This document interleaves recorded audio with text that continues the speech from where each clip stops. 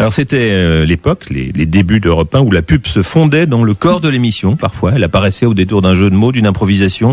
Exemple, le Café de l'Europe, émission historique des débuts de la station en 55.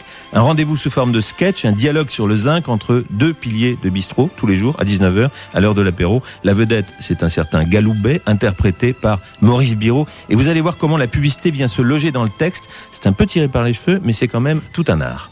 Tout ça ne me dit pas comment je peux pêcher. Mais c'est très simple. L'arrêté qui vous interdit de capturer des saumons dans la Seine, eh bien cet arrêté vous encourage à prendre des crabes chinois. Des crabes chinois, Oui. voyez-vous ça.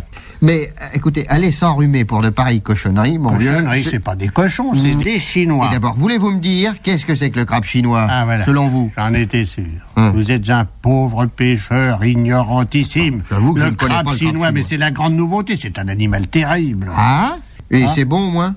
C'est très méchant, au contraire. Mais non, mais je vous demande si c'est bon à manger. Ah, c'est absolument détestable.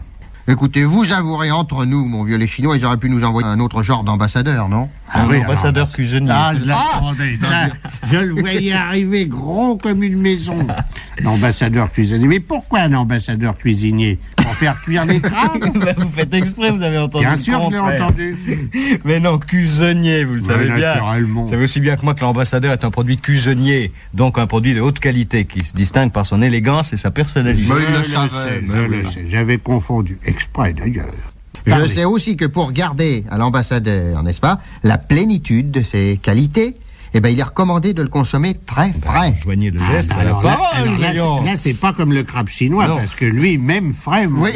Oh là là. Hector! Ah, Hector, n'importe quoi. Hector! Voilà, monsieur. Ah, ça va mieux aujourd'hui? Je suis là. Bon, Vous pensez êtes là si je suis là. Ah oui, là. Les circonstances, n'est-ce pas? Ah oui, c'est vrai. Bon, alors, servir un ambassadeur, messieurs, vous savez que pour moi, c'est un tel plaisir. Ah ben, tant mieux, Oui. Nous sommes heureux de vous faire plaisir. Oui. Bon, eh ben, servez-nous-en 3, vous aurez 3 plaisirs. Oui, comme ça. avec une grande joie. Non, monsieur. avec des grands verres.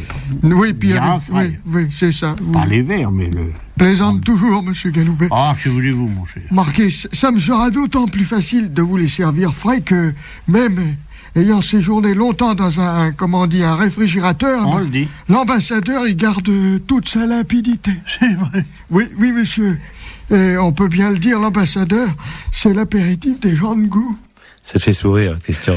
Plus que ça, c'est assez magique parce que c'est vrai que c'est une forme de publicité qui est assez contestable sur un plan éthique et déontologique parce qu'aujourd'hui on admettrait difficilement qu'elle s'insère comme ça dans le programme. Mais en même temps, il faut bien reconnaître que c'était génial, que c'était drôle, que ça crée une complicité extraordinaire avec l'auditeur.